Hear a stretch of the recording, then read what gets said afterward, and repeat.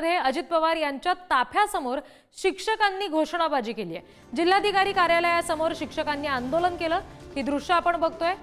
हे सगळे शिक्षक आहेत जे जोरदार घोषणा देत आहेत। अजित पवारांचा हा ताफा आहे बीडमध्ये दौऱ्यासाठी निघालेला आणि या दरम्यान शिक्षकांनी घोषणाबाजी केली आहे।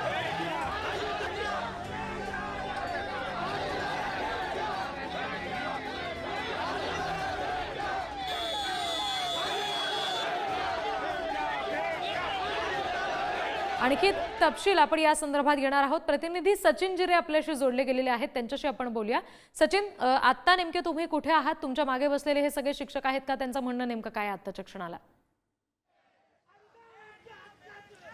रिद्धी, मी सध्या बीड जिल्ह्यातलं जिल्हाधिकारी कार्यालय आहे त्याच्या प्रमुख रस्त्यावर त्यावर या ठिकाणी आंदोलन सुरू आहे शिक्षकांचं। गेल्या 9 दिवसांपासून त्यांची प्रमुख मागणी होती की आश्रमशाळांना अनुदान देण्यात यावं, यासाठी ही मागणी होती। मात्र आज अजितदादा पवार हे पालकमंत्री उपमुख्यमंत्री असताना या ठिकाणी आले होते। त्यांनी इथं थांबावं, आमच्या मागण्या ऐकून घ्यावं आणि मला न्याय द्यावा अशा पद्धतीची मागणी त्यांची होती। आणि ते अजितदादा या समोरून जेव्हा जात असताना यांनी त्यांना अडवण्याचा प्रयत्न घेतला, मात्र ते या ठिकाणी थांबले नाही। पुढील कार्यक्रमाला ते निघून गेले आणि त्याच्या थोड्या वेळानंतरच जे उपोषणकर्ते शिक्षक होते त्यांची प्रकृती खालावली आणि प्रकृती खालावल्यानंतर हे शिक्षक जे आहेत तर हे आक्रमक झालेले आहेत। त्यांनी तातडीनं या ठिकाणी यावं, त्यामुळेच आपण पाहतो की त्यांनी आता रस्ता रोको सुरू केलेला आहे। अशा पद्धतीने ते रस्त्यावर बसलेले आहे। ही बस आहे, आता ही बीड कल्याण जाणारी जी बस आहे ती देखील अडवण्यात आलेली आहे आणि पोलीस प्रशासनाकडून ही बस या पर्यायी मार्गाने वळवावी जावी अशा पद्धतीचे नियोजन पोलिसांकडून सुरू आहेत। आणि हे जे आंदोलनकारी आहेत आपण पाहतो की अशा पद्धतीने रस्त्यावर उतरून आता ते आम्हाला न्याय देण्यात यावा ही मागणी करतायत। आपल्यासोबत काही आंदोलनकारी आहेत, त्यांची प्रमुख मागणी काय आहे आपण त्यांच्याकडून जाणून घेऊ। काय तुमचं म्हणणं? आम्ही 25 तारखेपासून या ठिकाणी आमरण उपोषणाला बसलेलो आहोत। आमच्याकडे साधा शासकीय प्रशासकीय किंवा एकही कोणता अधिकारी, स्थानिक पदाधिकारी, आमदार, खासदार कुणी आम्हाला भेट दिलेली नाही। फक्त आमचा मतदानाच्या वेळेस वापर करून केला जातो।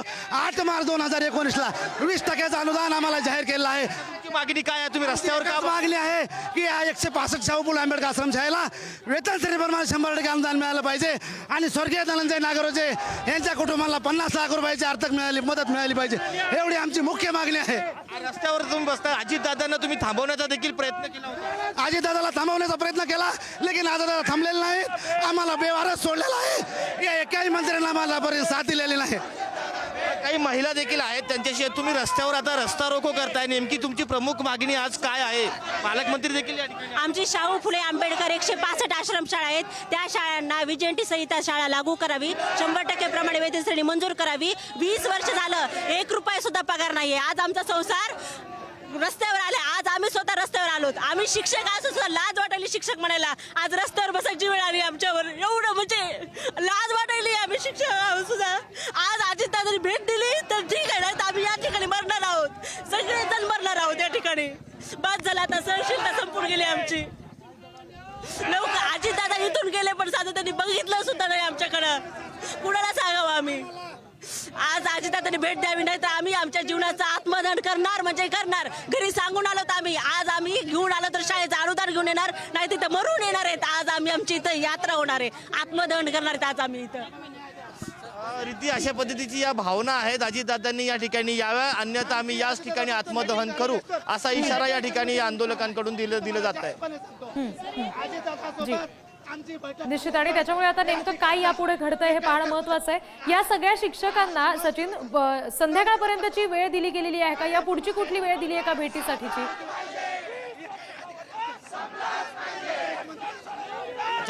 त्यांना देखील आपण विचारण्याचा प्रयत्न करूया। तुम्हाला काही वेळ देण्यात आलेली आहे का अजितदादा? अद्याप आम्हाला काही वेळ दिलेली नाही।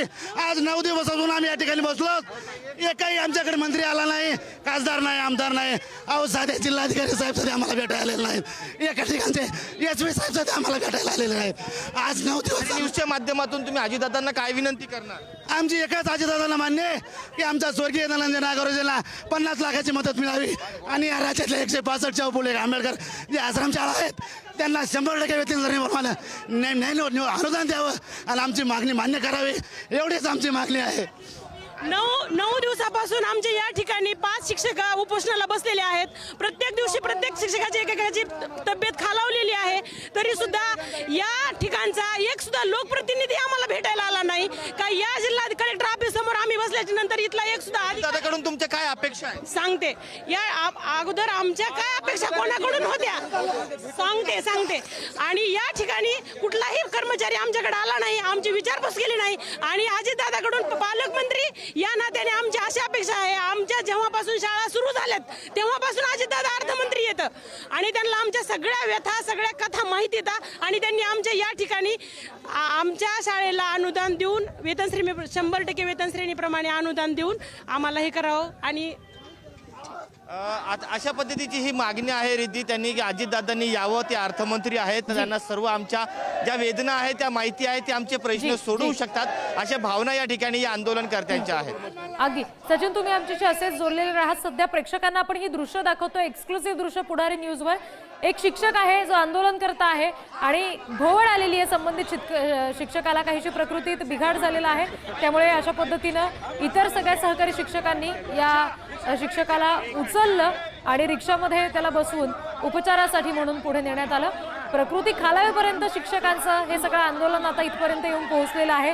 अजित पवारांचा ताफा या आंदोलन स्थळावरूनच पुढे गेला, मात्र अजितदादांचा ताफा तिथे थांबला नाही. आम्हाला कुठलाही स्थानिक लोकप्रतिनिधी सुद्धा या संदर्भात भेटायला येत नाही, अशी खंत हे सगळे शिक्षक व्यक्त करतायत. जर आमच्या मागण्या पूर्ण झाल्या नाहीत तर आत्मदहन करू, असा सुद्धा गंभीर इशारा त्यांनी दिला.